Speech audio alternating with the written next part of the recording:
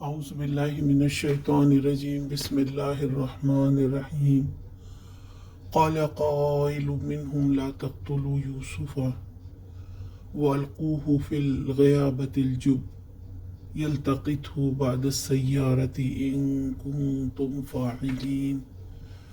اس پر ان میں سے ایک بولا، یوسف کو قتل نہ کرو، اگر کچھ کرنا ہی ہے تو اسے کسی اندھے کنویں میں ڈال دو، کوئی آتا جاتا قافلہ اسے نکال لے جائے گا۔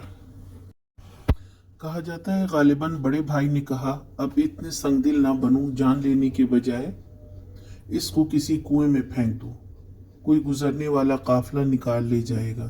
یعنی کنواں ایسا ہو جو دور دراز ہو، گہرا ہو، اندھیرا ہو، کارواں کی گزرگاہ ہو، عام شاہراہوں پر نہ ہو۔ عام استعمال کا ہوا تو فوراً کوئی نکال لائے گا اور ہم دھر لیے جائیں گے۔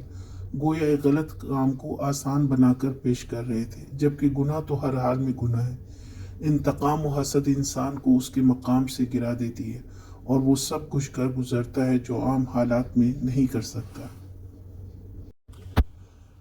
آج کا سوال، یوسف علیہ السلام کے بھائیوں نے آپس میں کیا مشورہ کیا؟